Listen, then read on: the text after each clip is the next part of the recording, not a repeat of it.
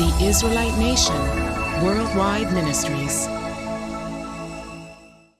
For the latter. The first you could just look and see, but even if you were to come and talk to us, we will tell you, well, there are certain things you have to do in order to attain this level of awareness. So the book is there as a standard of righteousness. And to be righteous is to be right and wise. Wisdom comes when we serve the God of Abraham, the God of Isaac, and the God of Jacob in spirit and in truth. Not only are we in our right to do that because he created the heavens and earth, he made man and woman. So why would we not want to get to know him? You know, why would we want? No, I mean, maybe he has a warranty, you know, that's available to us. But it is not given to us. It's given to the ones that he chose to execute. So if you want to know what your warranty status is, call an Israelite. And so you talked about the spiritual problem we're facing and that there's a spiritual solution. So that's it then, to learn from the actions of an Israelite, and if you're so lucky, to learn from the teachings of an Israelite. Yes, if it's not a matter of luck, but I know where you're going. It's a matter of your personal desire. The individual must want to do what is right, because everybody on this earth has been deceived. Everybody, some more than others. The difference is that some profit from that deception. What we are trying to say is this is not the way that a human being should live.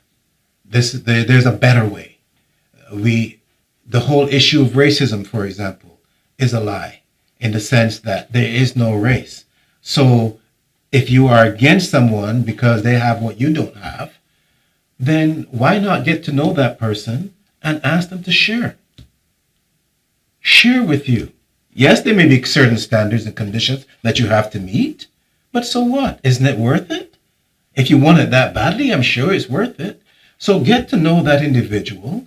Ask them to share their skill sets with you. Now you have two skill sets. You have theirs, or some of theirs, and then you have your own.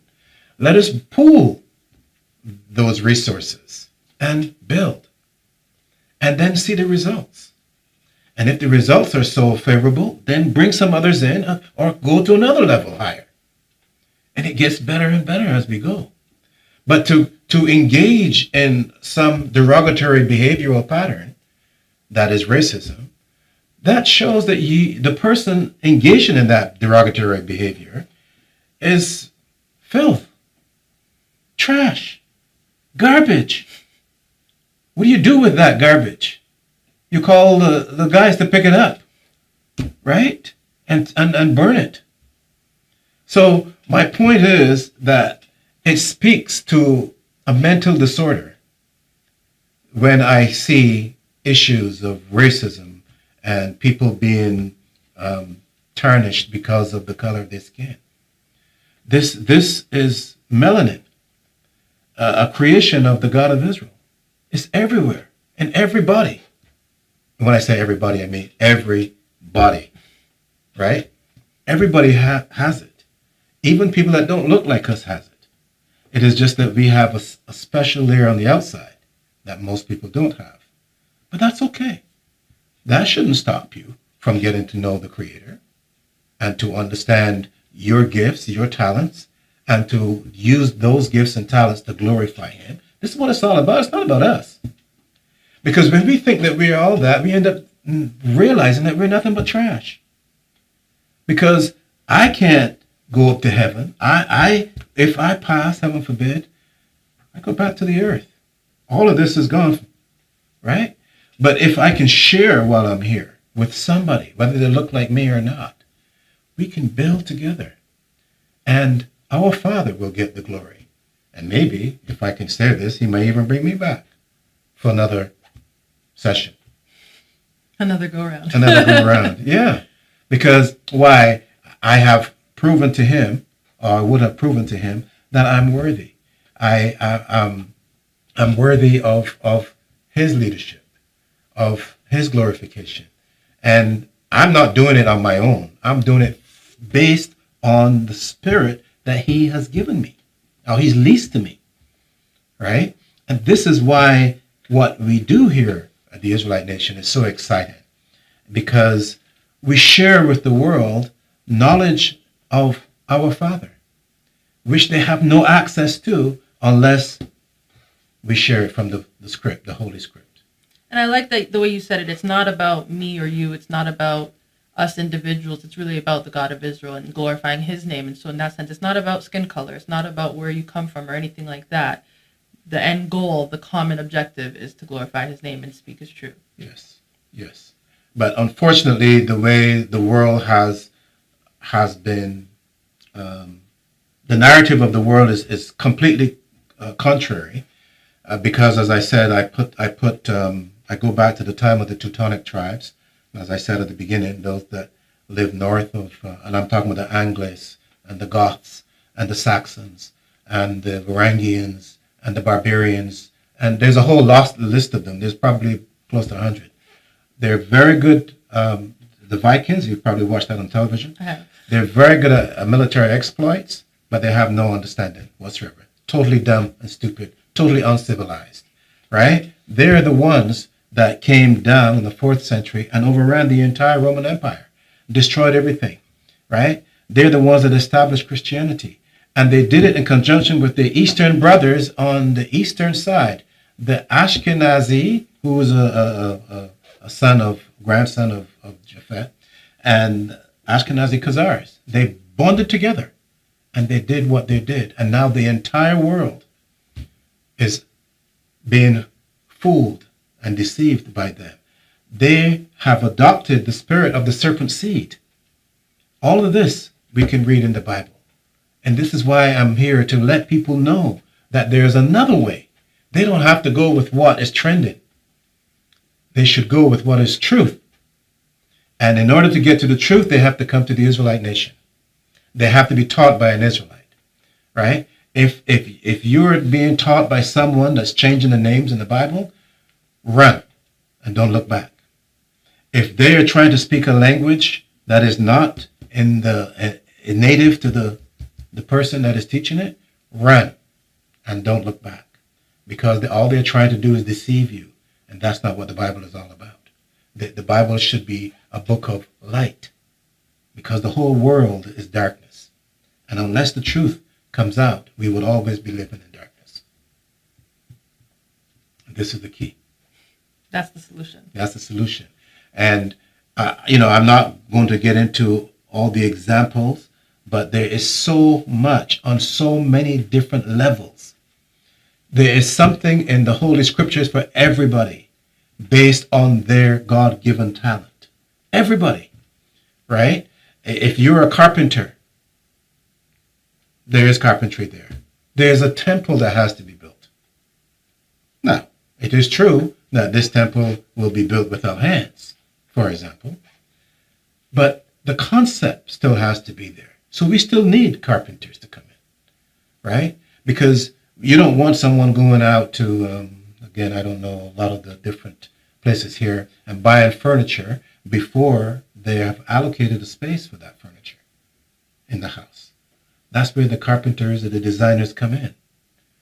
And even before you get the carpenters and designers, someone has to dig the trench to lay the stone, the cornerstone. And the chief cornerstone is the one that is important in the foundation, because from that cornerstone, all the other stones get their equality, get the specific level. You see? So you need carpenters, you need stonemasons, you need people to build the walls and the roof and all that.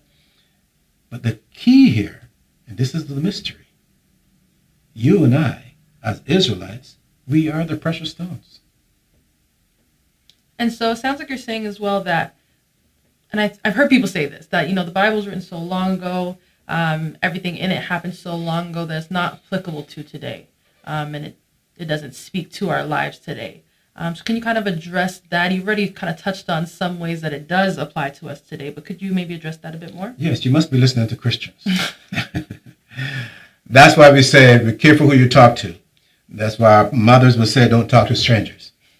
It's not someone that you don't know. It is someone that doesn't know anything. Anyway, yes, the Bible, there are three major components to the Bible. As I said before, there's prophecy, there's history, and there's culture, right? There's more too, but those are the major aspects thereof.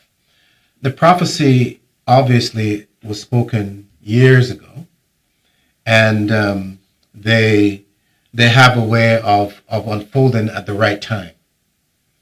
And then they impact not only the culture of the Israelite, but the entire world at that given time. In order to recognize, right now we're undergoing things that were written. Our enslavement was written, when did Moses do that? I'm going to say prior to 1400 BCE, when Moses was probably told about this, and then it was published, right? But it only happened 1619, from 1619 to 2019. And in that process of time, we still had to live. We still had to continue the cultural traits of the Israelite. Now, of course, we may not have done everything correctly. Otherwise, that prophecy would not have been fulfilled. But at least we are here today to point to that. I've seen a lot of people try to explain certain things, and they've gone all the way from Deuteronomy 28, from verse 1, but they never go to 68. They stop at 65 or thereon, because they cannot understand that when the scriptures say you're going to be taken into Egypt again, and this time it was even so specific. It said by ship. Now, and I know that Jesus went into Egypt when he was a baby. They took a camel or walked on donkeys or whatever. You don't need a ship to go from Jerusalem to Egypt. But if it is this new Egypt, which is called the United States of America, then you have to understand that. You have to see how the United States has become the new Egypt. Now, we can say the old Egypt enslaved us, the new Egypt enslaved us. You think that's a coincidence? No. You cannot engage in any form of slavery without a spiritual component. You have to have a high spiritual component in order to do that. And if you don't have the knowledge of ancient Egypt, what you do to get the spirit is bring the components, the tools, the instruments thereof. You build pyramids. You take the obelisk and set it up. You bring the Egyptian cross. All of these things the Americans did. And as you bring the tools, the spirit will follow. Right? And so be it. It happened. It unfolded exactly as it occurred. But that unfolding did not occur before the translation took place. Because it means that our Father did not surrender ownership to us. He did not say, okay, they're gone out of my sight. I don't want to see them again. No, because he had a covenant with us. And the covenant is a legally binding and spiritually binding agreement. Right? So once that covenant is in place, hence the translation, then we can get off the slave ship, not before. And it means that he is responsible for the translation. He is responsible for our enslavement, punishment, and he will be responsible for our recovery through our obedience to his word. Haven't learned the hard way, right? So all of this is part and parcel of our cultural climate. It also speaks to our heredity, our heritage. And of course, it is all prophesied. But unless you have an appreciation, first of our Father, you will never appreciate what he's saying. Because you have to understand who's talking and to whom. This is what the Bible is all about. That's why it's a mystery. That's why no one outside of our gates could understand and appreciate what it is saying. Unless we can teach them that. If you take the word holy, our Israelites, our Israelite teachers, we are the one that makes the Bible holy. Because we know when to touch it, when not to touch it, and what to do when we touch it. You see, all of these are part and parcel of the secrets that are available to us that we are willing to share with the world if they will do what we suggest. That's it. So you have the prophecy, you have the history, and you have the culture, which is the day-to-day activity. All of these things working together to form a holistic, that's where the word holy came from, a holistic perspective based on truth, the spirit of truth. And I said before, the spirit of truth was only given to the Israelite nation. And if there are only two choices, I'll say it again. If we got the truth, there's only one other one left, and that's the lie. And like you said a bit earlier, it can be often imitated, but never duplicated. There you go. So these are the things that the public has to understand if they want to make a difference. Otherwise, you can come out of slavery and you will still be a slave. It's just this will be of your own doing. You could, and again, what can those that practice Christianity and Judaism teach you but racism?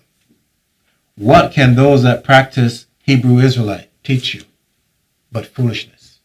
They can't teach you anything in this book, right? So all I'm saying, I'm calling these people to let them know that there is an opportunity for change, for the better, for their children. If they don't want to do it, their children can do it. Because I don't have a problem. I don't have the time to carry a grudge. When we were slaves, the people that helped us didn't look like you and me. They helped us to find the Underground Railroad to get out of the South all the way to Canada. So maybe we owe them. And this is my opportunity to say to them, come, sit and learn because of what your parents did for us. To pay back. You know, for those that are in the house that we haven't lived in for 400 years, I'm saying to them today, come. You can still share the house. It's big enough for all of us. But know that you don't own it. I still owe it. I'm paying the taxes. I pay the electricity bill. You know, but you could cook the food. We've given you the instructions on how to do it. What to cook, what to eat, what not to eat.